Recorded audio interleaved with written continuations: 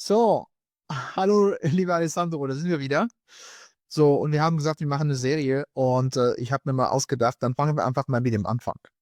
Ja, und im Grunde genommen ist es egal, ob man Existenzgründer ist und gerade eine neue Praxis plant oder ob man schon 15 oder 20 Jahre dabei ist als Zahnarzt. Alles steht und fällt mit deinem Praxiskonzept. Ja, das Praxiskonzept ist das A und O. Das ist sehr wichtig für dein Marketing, das ist sehr wichtig für dein Recruiting und das ist das A und O für die Führung deines Teams. Weil du musst ihnen mal was bieten, warum es schön ist, bei dir zu sein. Ja? Und das ist nicht jetzt nur, weil es einen Fachkräftemangel gibt, sondern das war immer so. Ja? Nur jetzt merkt man, wenn du es nicht hast, dann hast du richtig schlechte Karten. Ja? So, das heißt, die Frage ist immer, was macht dich anders? Ich mache mal immer sehr gerne so eine kleine Übung mit meinen Kunden, wenn sie mich besuchen zum Coaching. Und ich lasse sie zum Beispiel auf eine Wand schauen, wo nichts ist, so eine breite, weite Wand. Und ich sage ihnen, wähle einen Punkt aus. Dann gebe ich ihnen ein paar Sekunden oder sage, ja, ich habe einen. Sage, okay, welcher Punkt ist das? Dann gucken sie auf die Wand, da, dann zeigen sie auf einen Punkt. Und dann sage ich, warum hast du diesen Punkt ausgewählt? Dann sagen sie mir immer, ja, weil er besonders ist. Er ist anders als die anderen Plätze auf dieser Wand. Was ich genau so funktioniert es auch im Leben. Du musst anders sein. Du musst differenziert werden können. Dass die Leute sehen, aha, der ist nicht so wie die anderen, also gehe ich zu ihm, er interessiert mich mehr oder ist leichter zu erkennen oder zu sehen, er ist sichtbarer. So, und das funktioniert im Marketing, aber das funktioniert im gesamten Leben im Grunde genommen. Ja? Und das ist das Ding. Das heißt, und was ich feststelle, ist, dass die meisten Menschen, auch Leute, die zu mir kommen mit 55, die kennen sich nicht. Und die beste Grundlage für deine Praxispositionierung ist, dass du dich selbst schon erkennst als Mensch. Was sind deine Werte? Wozu stehst du? Also, was ist dir wichtig? Was ist dir unwichtig? Was liebst du? Was hast du? Ja? Und dann natürlich auch, was ist deine oder sind deine Superpower? Was kannst du ganz gut? Vielleicht auch leichter als andere, leichter, schneller, schöner.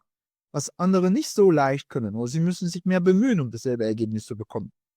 Und ich kenne keinen Menschen, der nicht irgendwas hat, was ja eben so sein besonderes Talent ist oder so. Ja? Wenn ich das Wort Talent nutze, manche Leute verstehen das nicht und die denken, ein Talent ist nur, wenn ich Nummer eins in der Welt bin. Nein, einfach irgendetwas, was dir leichter fällt als andere. Das ist dein Talent. Ja? Und das ist auch deine Superpower. Und indem man das herausfindet, was kannst du richtig gut, was liebst du, weil wir wollen auch nicht, dass du Dinge tust, du kannst zwar gut, aber du magst es nicht. Das wäre ich, das wäre verhängnisvoll, das kann ich dir nicht anbieten, ne? Es gibt Leute, die sagen, ja, ich mache viele Endosen. Und lieben Sie das? Ich hasse Endosen, da müssen wir abgehen. Wunderbar, lass mal gucken, dass wir jemanden anstellen, der das für dich übernehmen kann. Dann vielleicht eine ganz kurze Zwischenfrage an dich, Dominik. Also Superpower, das muss man vielleicht differenzieren. Superpower als Zahnarzt, also du hast jetzt gerade das Beispiel gebracht, ich hasse Endo oder ich liebe Implantate oder was auch immer. Das, ich meine, das ist dann die fachliche Superpower oder die fachliche Leidenschaft für ein Gebiet. Ich möchte Kieferorthopäde werden, ich möchte das werden.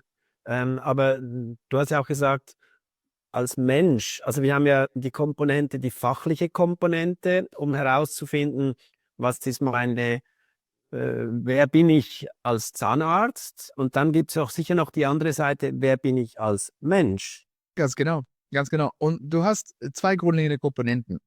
Das eine ist, dass du dich kennst von der Persönlichkeit einfach und das andere ist, dass du dich kennst von den Fähigkeiten, von wirklich vom Know-how, was ich tue. Ja. Und in der Praxis übertragen, das eine ist die Praxisphilosophie. Ja, was sind unsere Werte? Wie machen wir unsere Arbeit? Was ist der Weg zur Exzellenz, den wir gewählt haben? Ja. Und das andere ist die fachliche Richtung im Sinne von Tätigkeitsschwerpunkte oder wo sagen wir, da sind wir ganz stark. Ja, zum Beispiel, wir sind super stark in Kieferorthopädie oder CMD oder Implantat oder was auch immer. Ja? So. Und früher, ganz am Anfang, die Leute haben nur gedacht, naja, ich positioniere mich, indem ich einfach so eine klare Spezialisierung eingebe, Fachrichtung. Das ist schön und gut, aber das macht dich nicht anders. Du bist nur gleich wie alle anderen, die sagen, ich mache Implantate. Ja. Ähm, daher, wie kannst du anders sein? Und deshalb machst du zum einen die Persönlichkeit, zum anderen dein Talent, deine Fähigkeit, ja. Und dann die dritte Komponente ist natürlich, wo willst du hin? Das heißt, was ist deine Vision? Was ist deine Mission? Die Vision ist, wo ich hin will. Die Mission ist wie der Weg dahin, wie ich dahin gehe. Zum Beispiel, ja, will ich minimalinvasiv arbeiten? Oder will ich lieber mit Zahnersatz arbeiten? Oder will ich, es gibt auch, dass man beides kombiniert. Das heißt, ich arbeite meistens minimalinvasiv, aber wenn man merkt, man braucht Zahnersatz, dann bin ich auch im Zahnersatz der absolute Profi. Das geht auch eigentlich. Aber das heißt, wenn du eine Eigenschaft hast und dann sagst du, okay, wie kann ich daraus auch nochmal eine Tätigkeit machen? Ja? Ich mache gerne das Beispiel, zum Beispiel, ich habe in 2005, ich war einer der ersten, der zu Zeiss gegangen ist und sagt, mach doch eine Google Ads, also eine Google AdWords Kampagne. Ja, das wird dir mehr neue Patienten bringen. Damals waren neue Patienten das Thema schlechthin. Und die Leute haben gesagt, ja, und dann saß ich mal am Computer und habe tagelang Google-Kampagnen kreiert. Und irgendwann habe ich gemerkt, dass du was, am Computer sitzen und Google-Kampagnen machen, ich kann das zwar, aber das macht mir überhaupt nicht heiß. Bis zum Punkt, wo es wirklich so eine echte Bestrafung wurde. Und ich will nicht wissen, wie viele Zahnärzte gewisse Behandlungen machen, wo sie denken, eigentlich die Strafe Gottes. Ich hasse diese Behandlung, wieso mache ich das? Ja? Und dann habe ich mir überlegt, okay, was ist es, was ich wirklich liebe und wo sind meine Talente? Was kann ich am besten? Also, am besten kann ich coachen und lehren. Also wunderbar. Und das ist das, was mir am meisten Spaß macht. Also wie könnte ich dann diese Tätigkeit ein bisschen umdrehen, so ein bisschen feintunen, dass ich trotzdem dasselbe weiter liefere, aber anders. Und dann habe ich gesagt, ach ja, ich könnte zu Zahnärzten gehen, ich könnte sagen, pass auf jetzt, äh, ich kann dich fit machen, wie du deine eigene Google Ads Kampagne machst und dann bringe ich dir das bei, ich lehre das. Oder nenn mir einen Mitarbeiter von dir und ich mache ihn fit. Ja? Und ich betreue das von oben. Und dann, okay, und dann hatte ich wieder Spaß dran. Und dann am nächsten, kurz danach, habe ich sowieso nochmal einen Mitarbeiter gefunden und dann habe ich die fit gemacht, damit sie liefern kann. So, das heißt, ich musste nicht mehr den ganzen Tag lang am Computer sitzen, aber habe dafür gesorgt, dass ich die Person trainiert habe, aufgebaut habe und immer wieder optimiert habe. Und dann war ich wieder in meinem Element. Und das ist wirklich der Punkt. Also finde heraus, wie du von der Persönlichkeit her, von der Art, wie du strukturiert bist, wie du an die Dinge gerne herangehst, was du gerne löst. Zum Beispiel, es gibt Leute, die konnten schon mit 6 alles reparieren. Die haben eine kaputte Waschmaschine gesehen und die wussten schon, ach, irgendwas muss verstopft sein im Schlauch. Ja, und dann kam der Vater, ja, und er kriegt schon seit 3 Wochen jeden Tag einen Anschluss von der Frau, weil er die Waschmaschine immer noch nicht repariert hat. Und dann kommst du als kleines Kind und sagst, vielleicht musst du mal im Schlauch gucken. Der Vater, lass mich in Ruhe. So, und so lernst du auch, bleib lieber mal klein und sag nichts über deine Fähigkeit, weil sonst kriegst du Ärger. Und danach vergisst du, dass du diese Fähigkeit hast. Und mein Job als Coach ist, das wirklich herauszuholen. Ja? Und dann vielleicht noch mal eine kleine Zwischenfrage gerade zu dem Thema. Du hast jetzt schon ein bisschen gesagt, okay, der Zahnarzt, also wenn ich jetzt quasi zu dir komme und sage, schau mal, irgendetwas, ich bin unzufrieden, etwas läuft nicht und so weiter, und dann sagst du mir, ja, ich sag's mal so, Veränderung fängt bei einem selber an, Ja. dass man sich selber verändert. Aber du hast es schon ein bisschen vermischt im Prinzip zu sagen, okay, wir haben den Praxisinhaber oder den Chef der Praxis und wir haben das ganze Team. Also wenn jemand ein Problem hat, ich hatte ein konkretes Beispiel letztes Jahr, hatten wir eine Tagung und da sagt einer, also bei mir, ich habe ständig Mitarbeiterwechsel. Und dann sage ich so, wie aus der Kanone geschossen, vielleicht liegt es an dir. Das war ein sehr gutes Input, ja. Also und einfach zu fragen, also im Prinzip geht es ja darum, machst du dann auch, also sagst du dann, wenn ich quasi komme und sage, Dominik, du musst mir helfen, dann redest du mit mir, aber redest du auch mit dem Team? Also wie ist da der Ansatz? Also, weil du kannst ja nicht nur eine Person verändern. Das wäre etwas anderes, wenn ich jetzt quasi Triathlet bin, Einzelsportler bin, dann musst du mit mir arbeiten. Ja. Und dann gehst du rundherum um Ernährung und weiß ich was für andere Themen. Aber in einer Genau. Praxis haben wir doch ich sag's mal, wir nennen das ja schön, in der Schweiz heißt das KMU, Klein- und Genau, Kleinwitz. Mittelunternehmen, oder? Also wir sind ein KMU mit relativ schlanken Strukturen, nicht hunderte Mitarbeiter, ich sag's mal, meistens unter 10 oder irgendwo so dort herum. Wie packst du das an? Weil wir haben jetzt geredet, erste Episode, die Veränderung, also das Ganze fängt an, man muss sich selber kennenlernen. Also wie findet der Prozess statt? Muss sich das ganze Team kennenlernen oder reicht es, wenn sich zuerst der Chef kennenlernt oder die Chefin? Natürlich, je mehr jeder sich kennt, desto besser. Aber man muss irgendwo anfangen. Und mein Konzept, ich kann auch mal bei jedem Mitarbeiter sowas machen. Aber mein Konzept ist, ich will den Zahnarztpraxisinhaber empowern. Ich will ihn zurück an die Steuer bringen. Er ist der Boss. Er soll das Ding führen. Das heißt, natürlich kann ich alles Mögliche für ihn übernehmen. Habe ich schon gemacht. Ich war 13 Jahre lang Praxismanager. Ich kenne es in- und auswendig, was man da machen kann in dem tagtäglichen Geschäft. Aber das ist nicht mein Ziel. Mein Ziel ist, ich sorge dafür, dass du deine Praxis schnellstmöglich ohne mich führen kannst und erfolgreich bist. Genau wie, also wenn du auf Medikation gebracht bist. Die Idee ist, dass du schnellstmöglich wieder fit bist, damit du das Medikament nicht mehr brauchst. So, und bei mir als Coach ist auch die Idee. Ja, und daher, wenn manche Kunden kommen zu mir und sagen, ich habe ein Problem mit der Mitarbeiterin, sage okay, lass uns ein Gespräch zwischen dir und der Mitarbeiterin vorbereiten gemeinsam. So, und dann bereiten wir das Gespräch vor und dann beraten wir ihn mit allem, was er braucht. Dann führt das Gespräch und ich lasse ihn allein machen. Das ist absichtlich so, weil er muss lernen, es selbst zur Hand haben. Ja, und dann kommt er danach zu mir, macht mal Feedback, gucken, was ist gut gelaufen, was nicht, und so wächst man weiter. Ja, und das ist ich nehme ihm nicht die Arbeit weg, sondern ich sorge dafür, dass er die selbst erfolgreich machen kann. Ja, dann natürlich in Teams, klar, das ist eine ganz wichtige Sache im Team, dass die Leute, die gewisse Fähigkeiten und Vorlieben haben, dass man sie dafür einsetzt und nicht für was anderes. Das heißt, einer, der gerne mit Zahlen umgeht, dann soll er lieber einen Job machen, wo er viel mit Zahlen zu tun hat. Und einer, der ungern mit Leuten zu tun hat, dann soll er vielleicht nicht an der Rezeption hocken.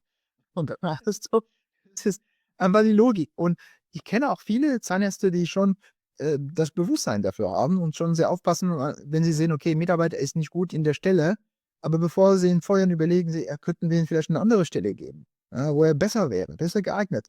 Und oft klappt es auch ganz gut. Ja, wenn es nicht an einer zu tiefen Verantwortungsmindset liegt. Weil wenn die Verantwortung schlecht ist, dann wird die Person irgendwo performen. Ja? Aber man schaut sich Ja, ja. aber ist es heute nicht so, wenn wir gerade jetzt auch in dem Kontext von Fachkräftemangel etc., dass man vielleicht an einer Person hängen bleibt, obwohl die vielleicht eben der Wurm im Apfel ist, Ja, weil man das Gefühl hat, du, ich kann mir eigentlich gar nicht leisten, jetzt die Frau Müller zu entlassen, weil dann fehlt dir eine Kraft und dann geht es nicht mehr. ja. Dann schleppt man so, ich sag's mal, den faulen Apfel mit. Also Also viel zu, also das wäre das Thema sowohl Teamführung wie auch ja einfach sowohl die Führung wie auch Teamaufbau, beides. Ne? Und das ist, da haben wir noch viel zu sagen dazu. Aber ganz grundsätzlich eine der Botschaften, die ich am meisten sage bei meinen Kunden, ist, du musst lernen, schneller zu reagieren. Und wenn du merkst, dass dein Pferd tot ist, dann steig ab. Und wenn er halbtot ist und du hast mehrmals versucht und ihm wirklich Chancen gegeben und du merkst, er wird nicht lebendiger, dann steig ab und mach das schnell, weil das schuldest du dir selbst, weil du hast Stress ohne Ende durch diese Person. Das schuldest du vor allem deinem Team, weil es ist nicht okay, das Team zu stressen, weil eine Person einfach nicht zu Potte kommt. Ja, und ich weiß, das Fachkräftemangel ist schlimm und das gerade jetzt, wo kam noch eine Studie, wo es heißt, wir sind Nummer 2 von den schlechtesten Branchen in ganz Deutschland. Nummer 1 ist Physio und dann kommt Nummer 2 Zahnmedizin. Ja, das also kam ein Beitrag der TDF. Und das wundert mich eigentlich nicht. Sogar die Pflegebranche ist mittlerweile besser als wir. Ja, obwohl die Arbeit, das ist mit Schichten, also es ist nicht einfach, ja, mit älteren Leuten, die kaputt und krank sind. Ich war selbst sehr lang in Krankenhäusern als Patient, um zu wissen, dass es nicht einfach ist, der Job. Aber trotzdem, die Leute haben das mittlerweile lieber als Teilmedizin. Und ich frage es, warum? Und dann müssen wir auch Lösungen finden, weil so geht es nicht weiter. Ja? das ist ja vielleicht ein Thema, da eine Was ganz anderes Thema. Also, wenn wir sind dabei, ist ein bisschen, also es gibt so viel zu sagen. ja. Ne? Na, aber vielleicht lass uns mal jetzt die erste Viertelstunde oder diesen ersten Teil zusammenfassen. Punkt 1, Also das erkenne dich selbst. Erkenne dich selbst, erkenne deine also im Prinzip geht es ja darum, seine Stärken zu erkennen, aber auch seine Schwächen ja, wobei Stärken also so, einfach um das mal zusammenzufassen, diesen ersten Teil. Also genau, also noch mal kurz, was sind die Punkte in diesem Selbsterkennungsprozess? genau, also du musst erstmal herausfinden, was sind deine Superpower und dann, was liebst du und was hast du, das ist deine Persönlichkeit und dann, was ist deine Vision, wo willst du hin und wie vor allem machst du es so, dass es dir Spaß macht und dass du deine Fähigkeiten am besten einsetzt. So, das ist die Mission noch. Und am Ende, und was viel zu wenig Zahnärzte sich fragen, ist, was ist denn das Vermächtnis, was ich hinterlassen möchte? Im Neudeutsch heutzutage sagt man, welche Bälle möchtest du im Universum kaufen? Ja, aber das ist wirklich so. Aber wir wollen alle irgendwas hinterlassen oder wir wollen für etwas erinnert werden. Und was ist es denn, wofür du erinnert werden möchtest? Wenn du das für dich definiert und herausgefunden hast und dann überträgst du das 1:1 auf die Praxisphilosophie, dann hast du ein praktisches Konzept, was 100% zu dir passt, was 100% authentisch ist und was 100% einzigartig ist. Kein anderer ist genau gleich wie du. So, und dann hast du deine Differenzierung und zwar eine, die passt. Du musst dich nicht verstellen dafür. Ja? Und das ist das A und O, weil da fängt alles an. Weil wenn du einen klaren Purpose definiert hast, das ist das englische Wort dafür. Das heißt, es ist eine Mischung aus Zielsetzung, Weg dahin und so weiter. Ja?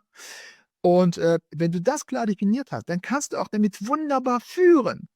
Ja, jeden Tag, je nachdem, ob das Geschäft gut läuft oder schlecht, kannst du immer die Frage stellen, okay, haben wir uns jetzt so verhalten, wie unsere Purpose, unsere Mission ist. Ne? Wenn unsere Mission ist, Leute gesünder zu machen, durch das, was wir heute gemacht haben, haben wir dazu beigetragen. Sind wir in die Richtung gelaufen oder nicht? Ne? Nee, weil der Zahnersatz war nicht da für den Patienten, wir mussten ihn nach Hause schicken, ohne dass eingesetzt wurde. Ah, ja, da sind wir nicht dabei. Ja, so und so weiter. Das heißt, du kannst die Leute mobil machen, du kannst die dafür sorgen, dass sie sich identifizieren auch zu deinem Ziel mit einem klaren Purpose und immer wieder sicherstellen, dass Dinge optimiert werden, wieder in die Richtung gelenkt werden, wo es gehen soll.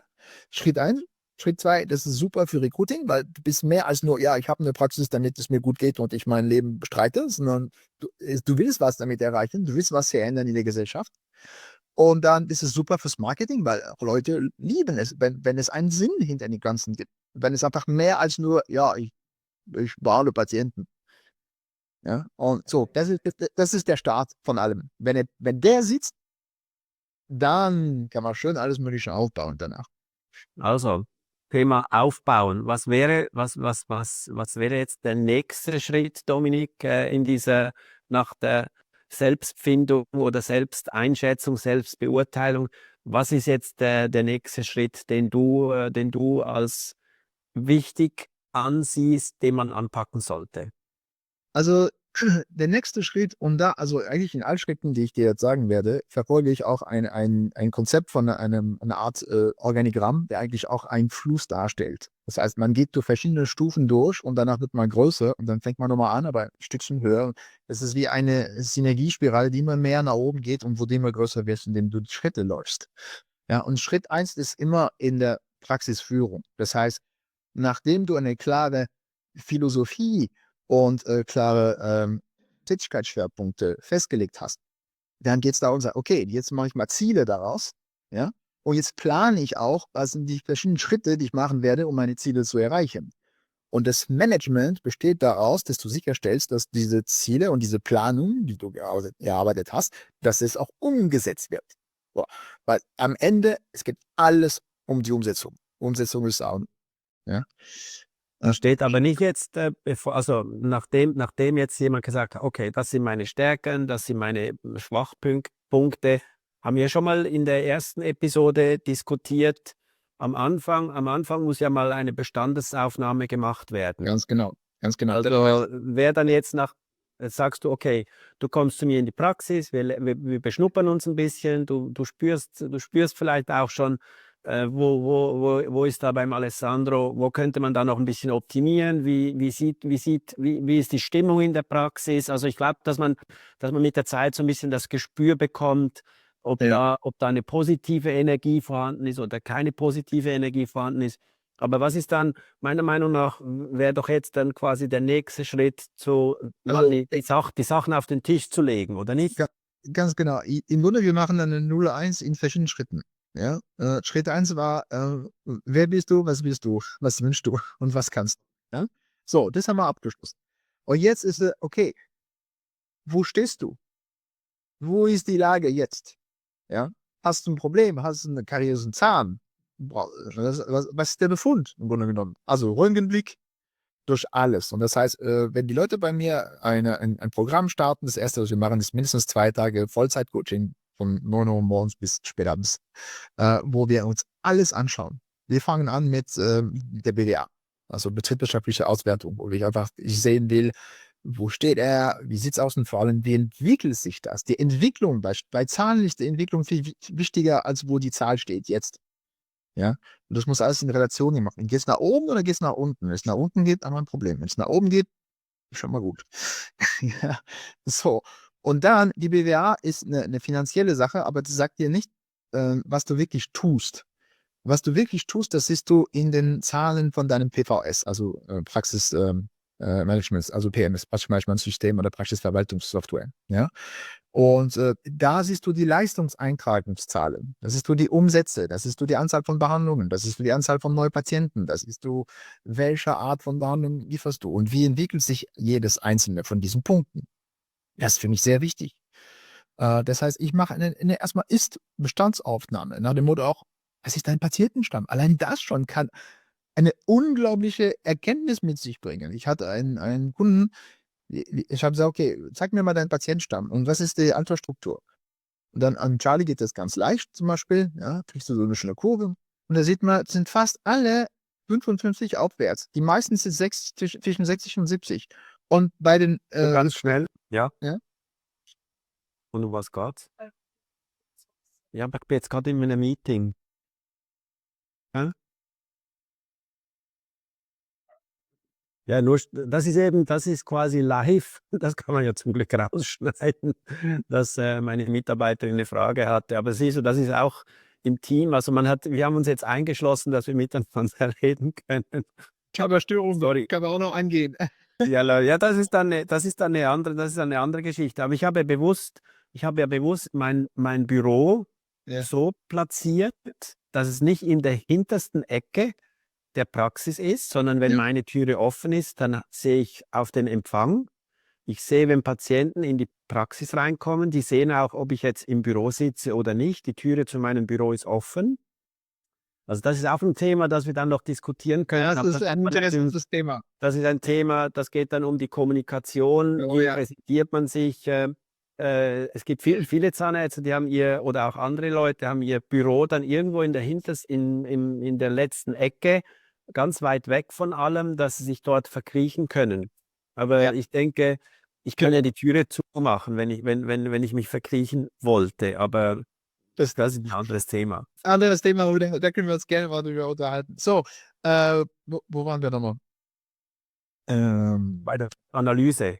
Bei der Analyse, bei den Zahlen, dass man jetzt quasi die Bestandesaufnahme macht und ja. Genau, das heißt also, du willst einfach sehen, wie sich die Zahlen entwickeln. Ja? Und ich war gerade dabei, genau, zu erklären, dass allein schon aus dem Patientenstamm, dass man guckt, welche Altersstruktur ich habe, dass da schon wahnsinnige Erkenntnisse kommen können. Weil zum Beispiel bei einer Praxis, eine richtig gut laufende Praxis, alles super. Ja?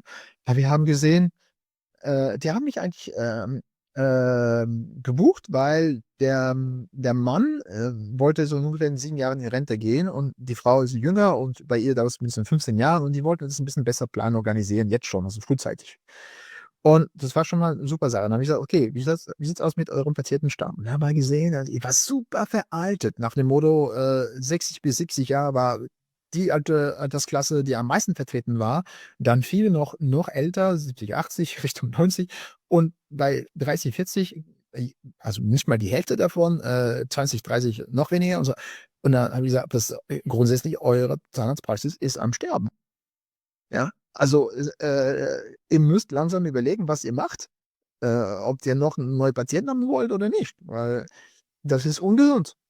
Und dann wurde sehr klar, okay, wir müssen Marketing machen, wir müssen da alles ändern. Und dann haben wir gesagt, okay, komplett neue Website gemacht, AdWords-Kampagne, alles Mögliche und jetzt boomt's. Aber das war allein schon ein Punkt manchmal kann entscheidend sein für eine wichtige Erkenntnis. Ne?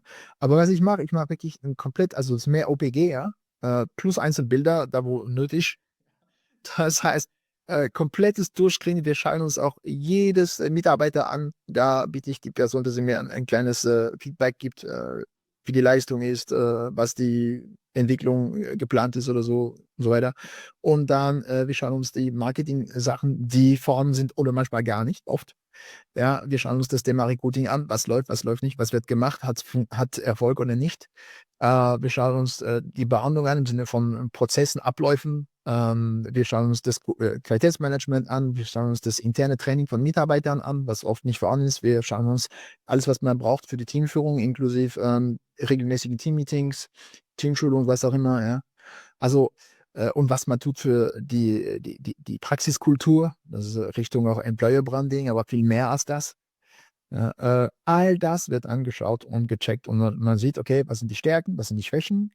Das heißt, und danach legen wir die Prioritäten und danach kommt ein Fahrplan. Der Fahrplan sagt, das wollen wir ändern und zwar in dieser Reihenfolge und Schritt für Schritt. Man kann da nicht alles gleichzeitig machen.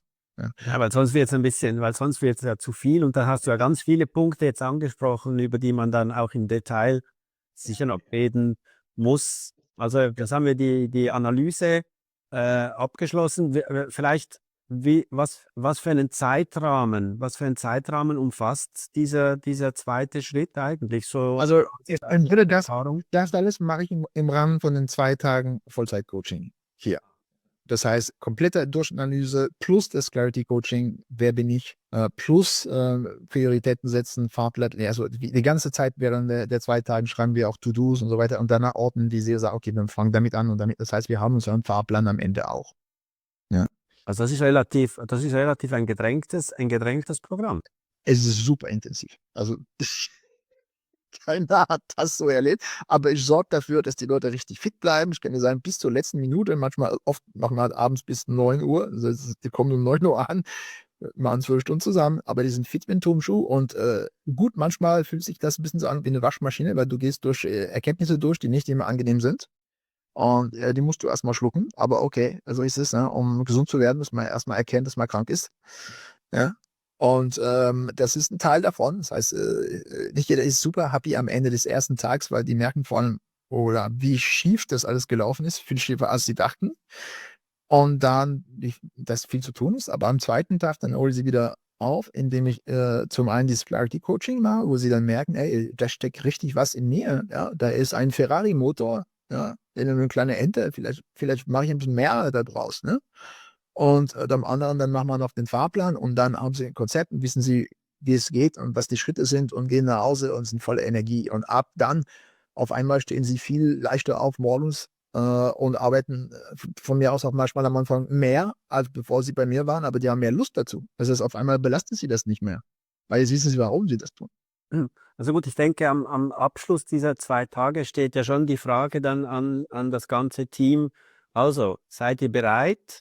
Ja. Seid ihr bereit, das jetzt ab morgen auch umzusetzen? Weil es gibt den ganzen klassischen Spruch, Chef geht an eine Fortbildung am Wochenende.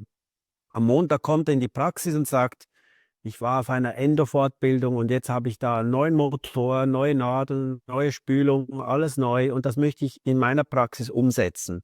Dann sagt die, ich sag's mal, die Chefhelferin oder wer auch immer sagt, der Chef hat wieder so einen Furz. Den treibe ich ihm schon aus. Dann wird man einfach gewartet und irgendwie das Momentum geht verloren. Und nach einer Woche redet weder der Chef noch das Team über eigentlich über die positive Energie, die aufgebaut wurde an einem Workshop-Wochenende, die ist dann wieder verloren und eigentlich hat das Team dann gewonnen. Ja. Wobei es eigentlich auch verloren, aber ja, klar, das ist verloren. Aber einfach so ein bisschen so, wie es oft in einer Praxis passiert, dass vielleicht der Chef sogar bereit wäre, etwas zu verändern. und das Team dann sagt, ja komm, also eigentlich haben wir keine Lust, das läuft ja so und so weiter. Also ich sage mal, die Hamsterrad-Analogie nicht nur unbedingt beim Chef vorhanden ist, sondern auch beim Team vorhanden sein kann. Ich meine, Mindset-Bremsen gibt es überall, ne? Nicht nur beim Chef. Und oft ist es sogar im Team noch stärker. Ja, also viel mehr als bei den Patienten übrigens, zum Beispiel, wenn du die Preise erhöhst. Ne? Es sind nicht die Patienten blockieren, das Team. Also der Chef zuerst oder die Chefin und dann das Team. Ja, sehr Also wenn wir jetzt haben wir diese 2 Tage beendet und jetzt, Das heißt, das ist der Unterschied, nochmal ganz kurz, zwischen meinem Ansatz und einer Standard-Fortbildung. Ich mache auch Fortbildung, aber da geht es ums Coaching. Und warum macht man Coaching? Eben, damit man langfristig begleitet, damit man sicherstellt, dass das, was wir besprechen, dass das auch umgesetzt wird. Wenn die Leute nach den 2 Tagen nach Hause gehen und wir haben kein weiteres Coaching geplant, dann die Chancen, dass das was wird, sind sehr gering. So gut, gleich null fast. Ja? Das Einzige, was sicherstellt, dass es wirklich umgesetzt wird, ist, dass wir uns jede Woche mindestens 1,5 Stunden zusammentreffen und gucken, okay, wie weit bist du, was hast du gemacht, was hast du noch nicht gemacht, warum hast du es nicht gemacht, wo sind die Stops? Ich tue entstoppen die ganze Zeit. Ja, und dann weiter motivieren und dann, okay, jetzt machen wir das zusammen. Was du nicht kannst allein, dann machst du mit mir und so weiter, ja, bis damit wir weiterkommen. Ja. Und nur so stelle ich fest, dass nach 4 Monaten man richtig was erreicht hat. Ja. Und dass es dann weitergeht. Ja, es gab so eine Studie von der London School of Economics, die sagte, es braucht so, also es gibt verschiedene Zahlen da, 66 Tage, manche sagen 75, äh, bis du eine schlechte Gewohnheit völlig überschrieben hast und die ist dann wirklich weg. Jetzt hast du die ersetzt mit einer guten Gewohnheit.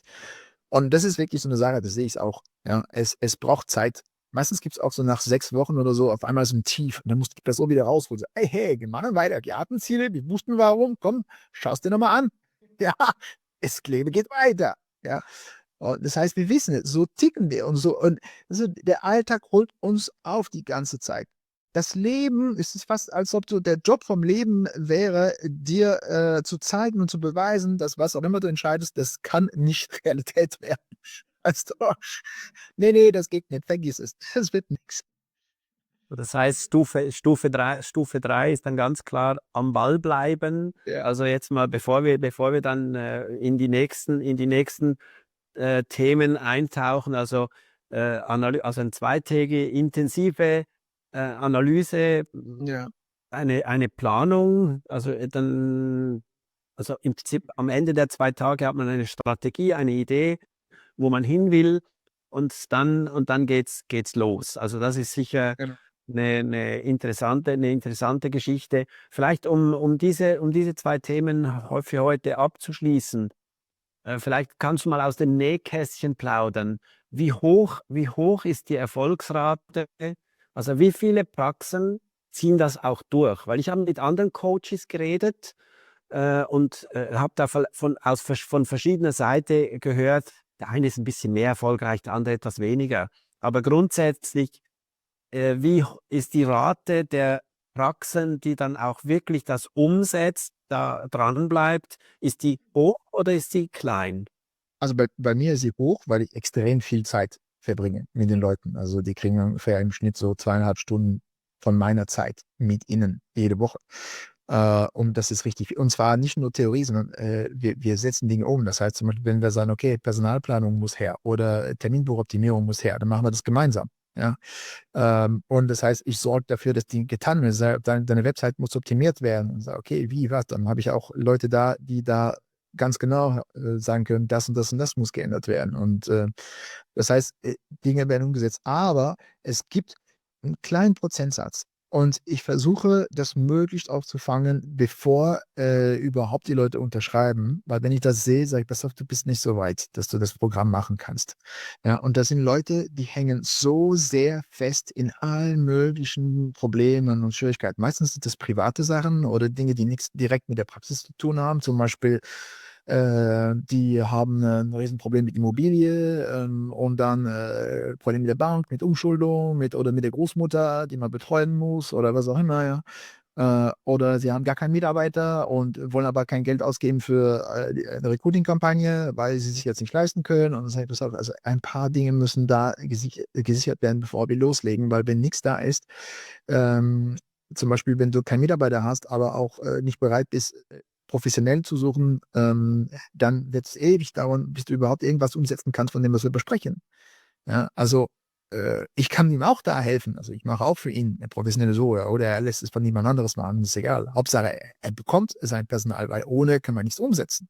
Ja, so, und das heißt, ich check da und letzte Woche habe ich noch so eine Person, die ich sehr mag, die war auch bei mir auf Seminaren und so und wir haben uns nochmal unterhalten, genau über dieses Thema, ob sie das Programm machen will. Und ich habe ihr selbst gesagt, pass auf, nach dem, was du mir alles erzählt hast, das ist nicht der richtige Moment für dich. Ja, lass uns mal gucken, dass du erstmal über die Hürde, die Hürde und die Hürde kommst. Zum Beispiel, die musst du jetzt umziehen, weil der Vermieter auf einmal die Wohnung für sich selbst haben und dann also viele andere Dinge und Probleme mit Finanzamt und Steuer und was weiß ich, Buchhaltung, die nicht läuft. Und wo ich sage, bringt das hin? Zum Beispiel, wenn ein Zahnarzt zu mir kommt und er hat einen Rückstand von 2 Jahren für seine Buchhaltung. Also gerade mal 2022 bei der Gezwungen oder abgegeben. Ja, und sonst ist nichts auf dem Stand. Was will ich mit ihm machen? Ja, wir sind blind. Das ist wie wenn du auf der Autobahn fahren würdest und dein Tacho ist kaputt, deine Tankanzeige ist kaputt. Stell dir vor, du musst 100 Kilometer fahren und du weißt nicht, wie viel Benzin du im Tank hast. Ja, und du weißt auch nicht, wie schnell du fährst. Na super, geiles Gefühl. Steigst ins Auto ein, du weißt nicht, wie viele Kilometer du noch weiterfahren kannst. Ja, also ein paar Grundlagen müssen schon da sein. Ich nehme nicht jeden und bei manchen sage ich, nee, es ist zu früh. Erstmal müssen die Grundlagen geschaffen werden. Ja, weil sonst Das ist eine ehrliche Antwort und so soll es ja auch sein. Das ist ja auch, so, das kannst du ja auch vergleichen, wenn ich jetzt mich entscheide, Tennis spielen zu wollen, dann suchst du dir einen Coach, vielleicht hat ein Bekannter sagt, das ist ein guter Tennislehrer, da gehst du da hin. Ich sage immer, ein guter Coach schaut auch, stimmt die Chemie und sind wir die richtigen Partner, um gemeinsam etwas zu erreichen. Ganz genau. Und es ist wirklich, also die Bereitschaft und die Fähigkeit, Dinge umzusetzen, ist das A und O. Am Ende, wenn jemand mir sagt, ja, mein Problem ist das Umsetzen, weiß ich schon mal im Kopf, aha, das heißt, er ist keine Führungskraft, der kann sich selbst nicht mal führen. So, okay, ich werde es immer sagen irgendwann, aber so, dass er es erkennt und ich gebe ihm danach die Tools, damit er da besser wird. Ja, aber ja, also ich habe auch allerdings manchmal habe ich Leute, wo ich sehe, okay, die sitzen ganz tief in was auch immer, aber das Umfeld erlaubt ihnen genug Zeit zu investieren und sind bereit, es zu tun. Und diese Leute haben zum Beispiel oft mit Sabotage zu tun, entweder Sabotage von anderen Leuten, zum Beispiel im Team, die das Team sabotieren und die Praxis, oder mit Selbstsabotage, zum Beispiel durch mangelnde Disziplin, mangelnde Verantwortung, mangelnde Umsetzung, was auch immer. Ja? Und dann sage ich, pass auf, ich kann dich ins Programm aufnehmen, aber wir werden sicherlich ein zusätzliches Programm bauen mit dir. Dauert 6 Tage, 3 Tage für externe Sabotage und 3 Tage für Selbstsabotage, damit wir das in den Griff kriegen. Weil vorher wirst du nichts umsetzen können. Wenn die Dinge klar sind von vorn an, die Leute wissen das, dann ist es okay, dann legen wir los. Und dann haben sie überhaupt, wenn überhaupt, mit mir eine Chance, weil kein anderer Coach macht das, ja, der sich auch noch auskennt mit Zahnarztpraxen. Ja. Ich kann da manche, wenn die Grundlagen, die Gegebenheiten da sind, dann kann ich wieder beleben. Ja. Aber dann muss der Rahmen stimmen. Ja. Bei einem, der sagt, ja, ich muss so viel Zeit verbringen, damit ich meine Krokodile füttere und meine Kaninchen und das. Es tut mir leid. Es wird nichts. Ja, das waren jetzt zwei spannende Themen. Was meinst du, was wir als nächstes anpacken sollten? Also, wie gesagt, da war jetzt die Analyse. Ja.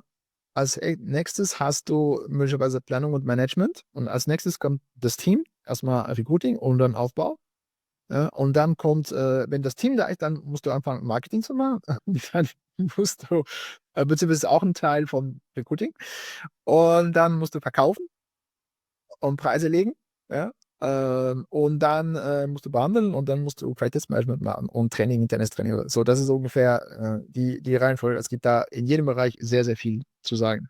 Ja. Perfekt. Also ich freue mich schon auf die nächsten Episoden mit Dominik und sicher auch ihr da draußen, die uns zuschauen und zuhören könnt auf Dental TV und auf anderen Plattformen. Also ich freue mich schon auf die nächsten Episoden mit Dominik. Ich mich auch.